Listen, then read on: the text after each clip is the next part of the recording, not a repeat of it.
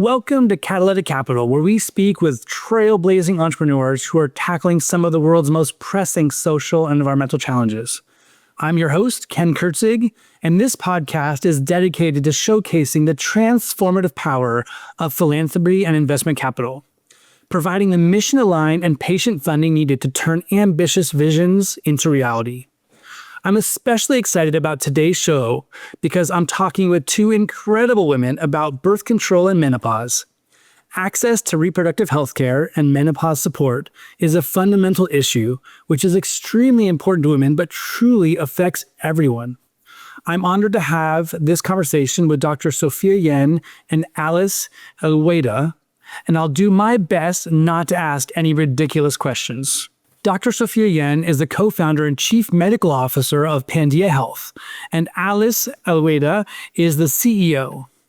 Pandia Health is revolutionizing women's healthcare by making birth control, reproductive care, and menopause treatment more accessible, affordable, and stigma-free. So let's dive into their amazing story. I'll start with you, Dr. Yen. Every great company starts with a challenge to solve. Can you take us back to the moment when you realized the world needed Pandia Health? Was there a specific patient or experience that made it clear to you? Yes, I remembered clearly that I was giving a talk to a bunch of physicians. Why don't women take their birth control? And one of the top reasons was didn't have it in their hand, didn't have time to run to the pharmacy every single month and get the medication. And even if you went 8 days ahead of time, they're like, nope, the insurance company will only pay if it's 7 days. So you got to come back tomorrow. And you're like, I'm here. I stood in line. Please give me my medicine. And they're like, nope, you got to come back tomorrow. And so I was like, with technology, we should be able to poke the insurance company. Can we fill it yet? Can we fill it yet? How much can we fill? Let's fill all of it as much as possible. And then women also have a hard time remembering to go back once a year to the doctor's office to get that refill so that they don't run out. And so 2 months ahead of time, hey, go see your doctor. 1 month ahead of time, see your doctor. 1 week, please go see your doctor now. And then we ran ads, free birth control delivery. And 60% of the people that responded didn't have a prescription. And I'm like, oh, don't you know you need a prescription for the birth control pill, patch, ring in the United States? And so I'm a physician. I could write prescriptions. And thus, the first iteration of Pandia Health was born. If you need a prescription, we can write it. If you need the delivery, we can do the delivery. And then I hit menopause. And all my friends are like, menopause. And I'm like, yes, I will find the best treatment for me, and I will share it with all of you.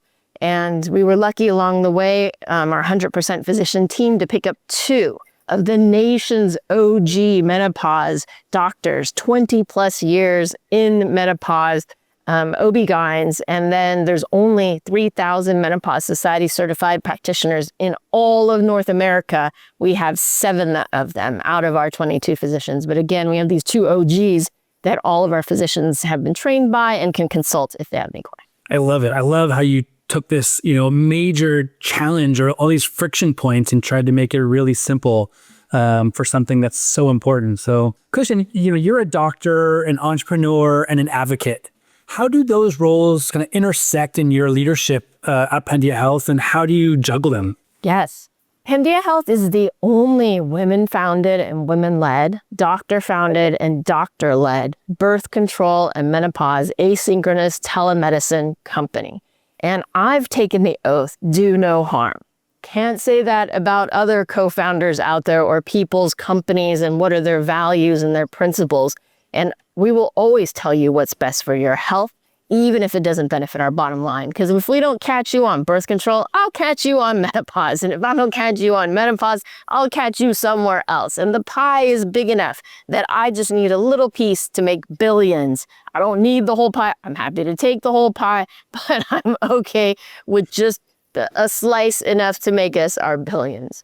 And as long as this company holds my values, that is the difference between a doctor-founded, doctor-led company and one, no offense to the MBAs out there, who's just like trying to give you the cheapest pill with the greatest margins, but you may have side effects, and that will make a negative experience that will decrease the lifetime value of the customer because they're like, oh, I tried this pill, all pills suck. And they don't realize that there's 40 different pills, and the difference between what an expert doctor can do and know and prescribe and what a doctor who does, birth control once a week, or I wrote 3,000 birth control prescriptions in 2 years, more than most physicians, and being academic, applied that academic background. And so it's just been great to advocate for reproductive rights, bring expert care wherever you have internet and a mailbox. And so it's just my passion coming to life to help people and make money. Love it. I love that your passion and experience definitely kind of shines through, which is amazing. Alice, I want to go to you. You're tackling an issue that directly affects half the population and indirectly impacts the entire population, yet it's still vastly underserved. Okay, what was the breakthrough moment for you that made Pandia Health really possible? Yeah, thanks for the question, Ken. I mean, I think as a team of women, we just inherently knew that we were solving a real world problem. Because if you've ever been on birth control or hormone therapy, you know how difficult it is to keep that routine going. As women, we're really busy. We're more likely to take on household chores, purchasing decisions, be the caretaker of children or elderly family members. Plus, there's studies and work to throw in as well. So if you think taking a multivitamin every day is hard to remember, try figuring out hormone therapy that requires a little bit more work to overcome those barriers that, as Dr. Yen mentioned. On average, we know that women spend about 25 years of their lives trying to not get pregnant before they, may choose to start a family somewhere within that window. I actually front loaded all of that because I started my family later in my 40s. So I lived this experience with Dr. Yen. That patient journey is pretty rough and ropey.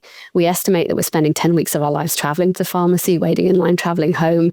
And so we built this with lived experience in mind. I love that. I mean, that's how, it's amazing. Heard a lot of countless stories from Pandia clients. Can you share a moment or story that really sticks with you, something that reinforced why this work is so important? Yeah, absolutely. Well, thank you for mentioning that it really does affect the entire population, because we love the male advocates in our lives who really believe that we need the best quality care possible. And I can give you a very recent example. In the immediate days after last year's election, we saw that many women were fearful about what the new administration is planning to do for women's reproductive freedoms.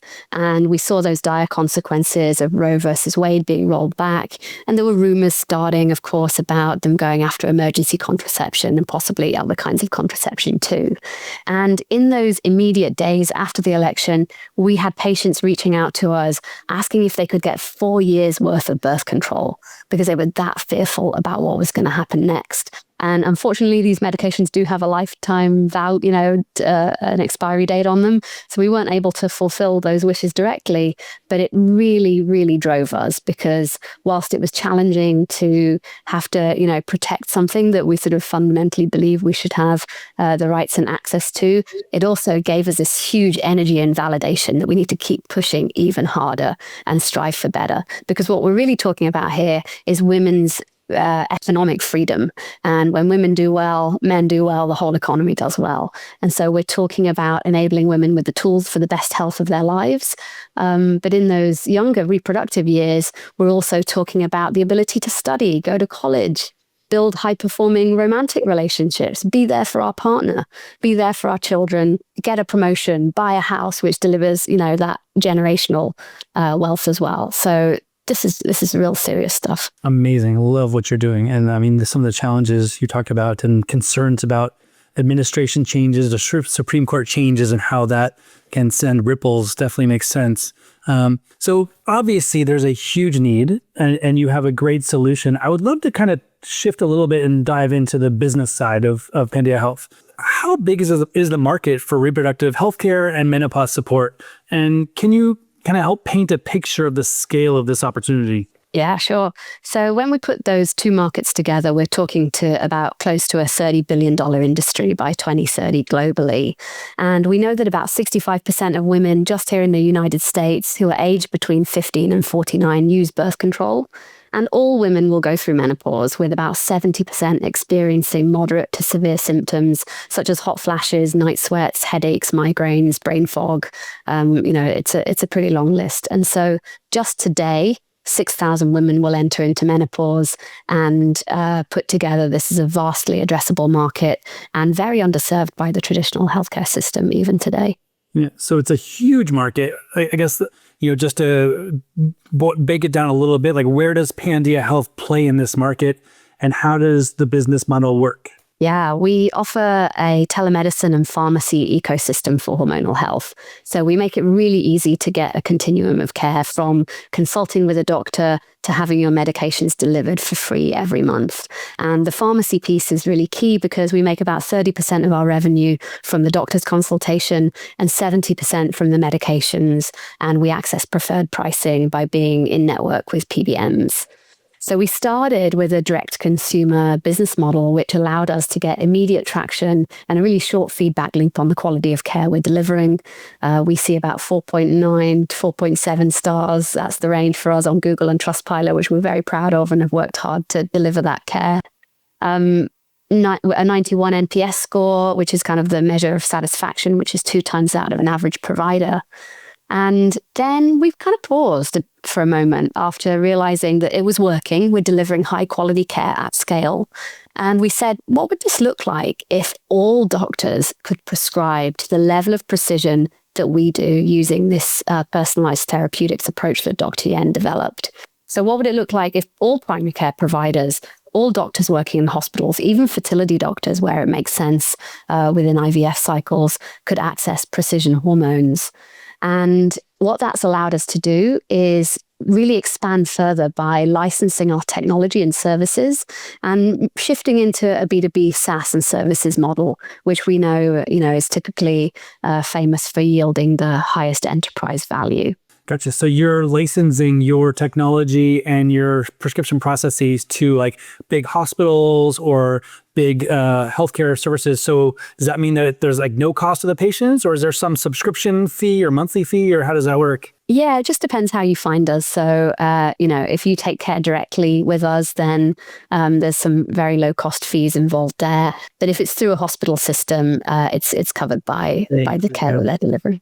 Yeah, that sounds amazing. Great. Dr. Yen, I want to go back to you and kind of understand where you are today on your journey, and how many clients do you have, and what are some of the key milestones you've hit so far? Yeah, so I like to tell investors, you're getting 3 companies for the price of 1. You get access to Pandia Medical Group. We did the pharmacy because that's where the revenue and the profit, and owning that box that goes to women's doors every month, every 3 months from age 15 throughout their entire lifetime. And then lastly, as Alice explained, we've built a tech platform that serves 5 different clients, from the customer to the customer service agent, to the physician, to the pharmacist, and to our marketing administrative, and bringing that all together. That's just been amazing. But we've served 40,000 women to date. We can currently prescribe in 15 states, which covers 70% of the US population. And then we encourage birth control and menopause tourism, where if you can get to one of those states, and we chose the largest states and the states that people most likely are to visit. So if you're going through JFK, SFO, if you're going to the Disneys, if you're going to Vegas, South by Southwest, then you can say, I'm in California, Texas, New York, Florida, Georgia, Michigan, Minnesota, Ohio, one of the states that we're in, and pay in that state and fill out the questionnaire in that state. Then our physician can legally, licensed in that state, write the prescription, and then our pharmacy can deliver it to all 50 states. And you just got to get back to one of those states once a year. And as we get more funding, we will spread to more states. And a fully birth control covered family vacation.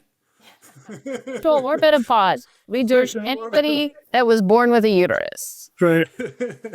Great. So what does success look like for Pandia Health, kind of 3 years from now? What are the big audacious goals that you're chasing? On the medical side, as a woman of color, I realized what we were teaching in medical schools works great if you're a Caucasian female that wants to bleed every month.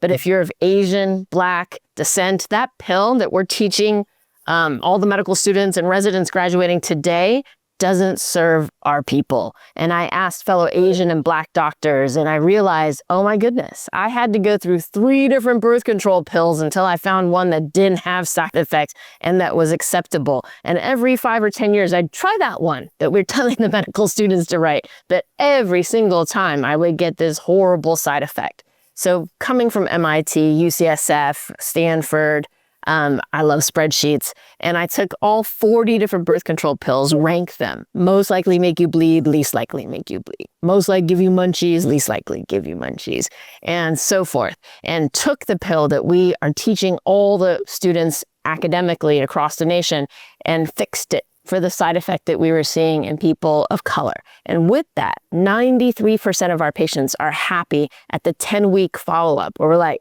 all good, and side effects, you want to change. And then the gold standard is how many people that are new to the birth control pill packs ring are still on that method at a year. And our customers, 82% are still on it at a year versus the standard of 33 to 55%. And the audacious goal, but not that hard and close, we're adding AI and ML to the model using our 40,000 patients that we've served to date to see if it can improve upon Dr. Yen's algorithm. And we're also running a genetic model, donated data from our current customers. We're like, hey, did you do a 23andMe or some sort of genetic sequencing? Can you give that to us? We can improve your health and we can improve all future women's health. And 150 of our patients have stepped up and donated their genetic download information, but we want to get to about 300. So that's what's very exciting. Amazing. Love it.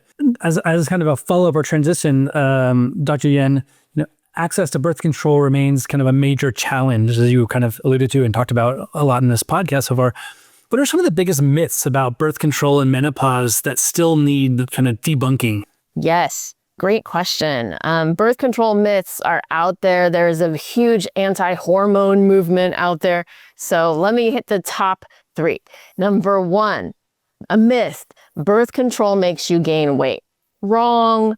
Actually, the research shows that if you have 100 women on the pill, 100 women not on the pill, the women not on the pill on average weigh a pound more. And it's because they bloat up and down, up and down, up and down, whereas these women are just meh, meh. Meh, meh. So on average, the people not on the birth control pill weigh a pound more. Number 2, birth control makes you sterile. No, or yes, actually, it makes you sterile while you're taking it. That's why you're taking it, to prevent unplanned pregnancy. But once you come off, it's out of your system in 3 to 4 days. For anyone who's taken the birth control pill, that last week is a sugar placeholder pill. And on the 2nd or 3rd day, you bleed because the hormones fell and they got out of your body and your body's like, oh, okay, let's bleed. So, but if you want to be really anal retentive, pharmacogenetics, etc., it takes 1 to 2 weeks to totally clear your body. And then the 3rd myth about birth control is that it gives you acne. And the research has shown that if your acne is hormonally caused, if we stabilize your hormones, 1, the estrogen increases the hormone that binds the testosterone that causes the acne. And 2, by having stable versus up and down, then you have less acne. But certainly, as I mentioned before, there's 40 different pills, 8 different progesterones. And if you picked a progesterone and you got zits, and when you come off, the zits go away, then yeah, go to a different one and tell your physician which one doesn't work for you. And again, that's the difference between an expert who only does birth control, who's academic and just trying to decrease women's side effects, and just a random doctor who has so many other things to do, hypertension, diabetes, runny nose, infection. All we do is birth control. All we do is menopause. We're focused experts. Yeah, amazing. Are there any, I know we're not mythbusters, but is there any myths that you want to debunk related to menopause? Yes, thank you for asking. The Women's Health Initiative that came out in 2006 destroyed HRT. And what's horrifying is no one pulled up the paper that they eventually published. And my friend who just published a book pulled up the paper. It was the first time I had seen that. This is 2025 or 2024, how many years later that I'm finally seeing that paper, and it was not statistically significant. So anybody who's ever been in academia or had to do a p-value or whatever, what that means is that there's a odds ratio. And if it crosses 1, then it means your risk of having breast cancer, let's say, on hormone replacement therapy is the exact same as someone who is not on hormone replacement, that there's no statistically significant difference. And this range was 0.8 to 1.6. So one could argue, actually, if you're using it, you might have 20% less breast cancer, or you could have 60% more. But the fact that it crossed 1, it should have never been published in the first place. And I'm just angry because 2 decades of women were taken away from estrogen. So what the take-home message is that HRT does not seem to be correlated, the estrogen-only component, with an increase in breast cancer. In fact, the women that were only on estrogen and didn't have progesterone, they had a decreased risk of breast cancer and a decreased risk of death from breast cancer. So now we think it might be the synthetic progesterone that they used in that study. And the thing to know there is that now we use micronized bioidentical FDA-approved progesterone, and there hasn't been any increased risk of breast cancer to our knowledge with this micronized bioidentical progesterone. And then what other myth is there on there? It's the estrogen. It's the, one thing for breast cancer survivors. So 1 in 8 women will get breast cancer from random mutation generally, and some from genetics. And even if you have breast cancer, you can have some forms of vaginal estrogen if necessary, because it isn't sucked up and taken by the whole body. It doesn't affect the estrogen level. And so that's very important for women if they get recurrent urinary tract infections or painful sexual intercourse. Gotcha. Thank you. And actually that transitions to my next question. I actually have Alice answer. There's often a gap between the science and everything you just said, Dr. Yen, and all the facts and kind of public perception. So Alice, I'd love to know, how does Pandia Health kind of bridge that gap? Yeah, we try and come up with a care model that suits our patients. And so we are very focused on shared decision-making and education being a fundamental part of the process in order to get care that is appropriate for you. And so our team of doctors, for example, are geographically and racially diverse. And we designed it that way because we really believe that representation and culturally sensitive care is crucial to helping patients feel seen and heard. And as Dr. Yen alluded to, our asynchronous telemedicine model, where you fill out a questionnaire and the doctor responds, is really the best thing for honesty and to build on that shared decision-making, which may sound surprising, but all the evidence and research shows that it's true. We can just be more honest in that environment. And so, that's important because we know that if we start talking past each other as patient-provider, then care can go wrong. And the consequences are just too severe, particularly when we're talking about hormone therapy, which most women will do significantly better on than without. So really, we've got your best interests at heart. Yeah, I love that you kind of match the patient with the right caretaker. I mean, I was talking to my wife about this last week with a physician that she didn't really gel with, and it was, and so she, it would be great to have a system like yours where it could actually match you with the best suited that kind of understands your lived experience. What advice, Alice, I might ask you as well, what advice would you give to other women-led healthcare startups trying to break through in terms of, actually, I'm sorry, I'm going to go back one question. Alice, I want to talk about the funding gap for women's healthcare. Have you faced any resistance from investors? And I think maybe Dr. Yen, I know you co-founded this and kind of early on, so maybe both of you can jump in on this. Have you faced any resistance from investors, and how do you, push through that? Yeah, we sometimes have heard that it can feel like a niche market. Women's health overall can feel a little bit niche, and that's because it's just historically been thought of in the wrong way, if you will. It's been sort of the conditions that are different for women, such as reproductive health and gynecology. But we're really starting to pull back from that now and get more research into this space, as well as more innovation coming in. So, there are so many both government-led agencies and nonprofits doing this work to help increase research on all different areas of care. so that we can start to look at women as whole people in terms of how our care is different, how medications fit with our biology differently, all the way through to our genetics. So I'll let Dr. Yen jump in here because she'll bring a brilliant medical lens as well. Yeah, so I'm a little stronger, a little bolder. As you can tell, I wear this uterus necklace around my neck, and I'm one of the few founders that you'll see with the uterus necklace, a beaver ring, and I'm looking around, I got here, a condom bag. And so the uterus is that we all came from the womb. We are all affected by somebody with a womb. We wouldn't exist unless somebody had birthed you. We don't have artificial wombs yet. And so if you consider greater than 50% of the population niche, okay, I'll call it niche, but I don't think anything that's greater than 50% is niche, and that most women have the buying power and control the health decisions in the family.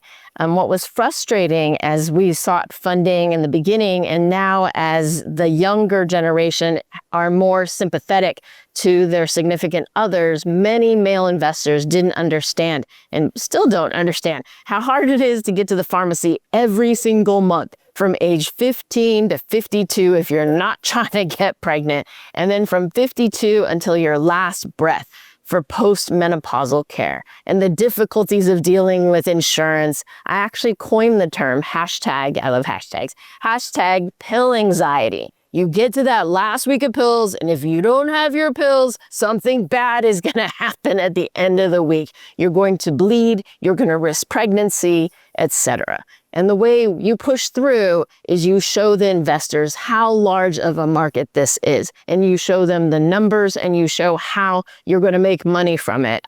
Again, went to MIT, did my parents' accounting from age 4th grade and up, and they too had a startup company. And so I know numbers and I know how to make a profit, and I don't believe in running in a deficit. Some people say, get the customers, figure out how to make money later. We're like, we're going to make sure we make money from the beginning so that we aren't just playing a losing game.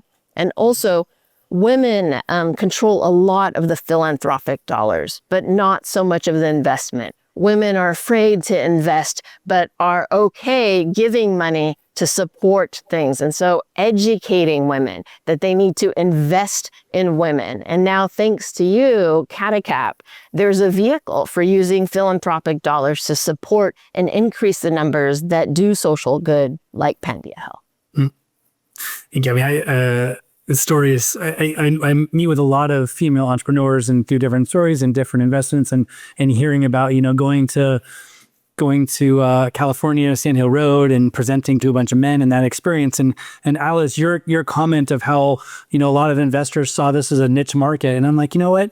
If anyone came to me and said, my market is directly half the country and actually a full market is like the entire country, I'd be like, yes, I'm in. So it doesn't really sound like a niche market. So I appreciate Isn't it that. bonkers? I know. Can you believe we have these experiences? But I'm happy to say, it's starting to shift. We are seeing really different conversations in the investment scope. Yeah, and I mean, you have it sounds like a really invaluable solution for so many people. So I want to go to you, Dr. Yen. The menopause space is finally getting attention, but there's still, work to do. What's Pandia Health doing to ensure menopause care gets the same innovation and an investment as other areas of healthcare? As we are going towards precision hormones, there is this serious gap between the scientific knowledge and our functioning of our bodies. If you all don't know, women were not required to be in research until 1993. And even then, what I would have done is been going forward, all research has to include 50% women or whatever percentage population women are of that disease. Obviously, testicular cancer, not relevant. And all the money that you spent not on women before, I want that money paid back and used forward. But unfortunately, that isn't the case. We, again, have started our research with machine learning on our 40,000 patients, and now we're broadening it to genetics. And, it's very exciting. But I think Alice has more to speak on her decade of her career focused on healthcare innovation. I've really been a student at this point of using proprietary data and AI to tackle some of healthcare's biggest problems, from metabolic health, diabetes care, substance use care. and now women's health. And I got into this, as a bit of a nerd because I spent, several years at Google and just got to observe how data can truly transform industries. So it's a huge passion point of mine. And I'm thrilled to, be able to partner with Dr. Yen on the research study into precision hormones and genetics. As consumers of healthcare, we are all looking to understand our bodies better. We are uniquely different. The way we absorb medications is different. And so, it's obvious to us, having lived this experience, that the side effects are a little rough, and we are on a mission to eradicate all common side effects from birth control and then turn our attention to other hormone therapies as well. So I'm just fascinated by Dr. Yen's comment about how in 1993, women were now required or able to be part of studies. And I'm just having this flashing in my head of like a menopause study done in 1980 where it's like a room of men and they're like, okay, let's talk about it. Oh, they didn't do the research. They didn't require that women be in the research. And I have to, speak honestly from a scientist's point of view. I get it. Because there are women that are on birth control and they're cycling up and down. There are women on birth control and they're flat. There are women that are not on birth control and they're cycling up and down. There are women that are pregnant. There are women that are breastfeeding. There's just so many variables in a woman that when you include women to get a good study, you have to separate out those variables, and then your study has to be 10 times as much and is going to cost a lot more. And also, unfortunately, the United States is very litigious. And so if anyone gets pregnant during your study, then they will sue you for any potential teratogen if it was possible or even if it wasn't possible. So it's just a lot of liability and a lot easier to do in an animal that doesn't have as many variables. But it needs to be done. Otherwise, you're neglecting 50% of the population. Yeah, we can't wait to see the evolution of healthcare over the next 50 years and AI and everything, and how directly correlated the studies are and the research and the medical services provided and the treatments and everything, and how, hopefully it'll all be based around science and, information and knowledge versus any other external influences or social or political issues. Yes, I hope science can stay separate from politics. Kind of our last question. I know you're actively fundraising and have already secured, $100,000 in philanthropic capital through Catalytic Capital, with another, I think, $150,000 in commitments, which is an incredible milestone. For our audience, these funds come from foundations and DAFs, donor advised funds, grants, as well as direct tax-deductible donations via credit card and bank transfers through Catalytic Capital, which is a nonprofit. I would love your feedback on why is philanthropic capital so beneficial for Pandia Health? And maybe we'll start with Alice, and then Dr. Yen, you can jump in as well. Yeah, such an important question, Ken. And, we're thrilled to see our campaign live on Catalytic Capital and all this great traction. We've raised a little over $500,000 in this round when we put everything together.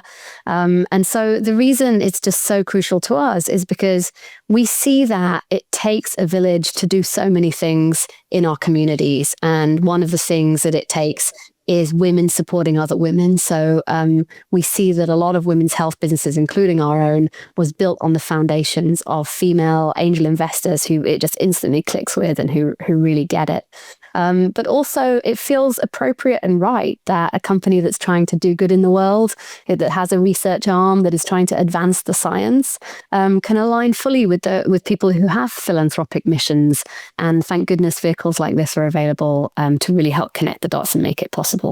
I'd love to hear Dr. Yen's take as well. Yes, and all of that. Yes, and it's so important that, people put their money where their values are. That if you have two companies, given all things equal, maybe use the one that's women founded, women led. And then for your health's sake, maybe choose the one that's doctor founded, doctor led, or doctor centered. I really believe that healthcare should involve physicians. And we're seeing people lead healthcare organizations that are not physicians and pushing the physicians to do things that are not standard of care, or approaching it from a non-medical point, which sometimes you get new ideas, but really need to be careful with AI, that if you have crap data, you will have a crap result. But if you train it on awesome data, you might have an awesome result. And so having CataCap and having that ability for a whole bunch of people to all donate my pitch, because we're in Silicon Valley, is who doesn't have a share of Apple, Google, Facebook, Microsoft, or Netflix is my new favorite because they're $900 and their stock went up 30% last year. Now I'm looking at everybody like, do you work at Netflix? Do you work at Netflix? But just one share would qualify you to invest in any of the organizations and companies that CataCap is supporting. And certainly if you want to support the only women-founded, women-led, the only doctor-founded, doctor-led company, we would welcome it. So it sounds like if anyone cares about gender equity or supporting female-led companies, or they're interested in investing in the health space in a company that, let's say, targets 100% of the population directly and indirectly, like Pandia Health seems like a pretty good option. You summed it up beautifully. Great. Well, Dr. Yen and Alice, thank you so much for joining me today and for sharing your insights and the incredible journey of Pandia Health. The work you're doing to make reproductive and menopause care more accessible and affordable is truly transformative. To our listeners, if you want to make a tax-deductible donation as low as $250 and recommend it be invested in from CataCap into some of the most innovative change makers in the field of women's healthcare, gender equity, climate solutions, financial inclusion, or other high impact areas, check out the incredible ventures and funds on catacap.org. CataCap helps everyone be the catalyst for real change and create lasting impact where it's needed most. Thank you so much for joining us. Thank you for having us. Again, it was our pleasure. Take care. Thank you. You all did amazing.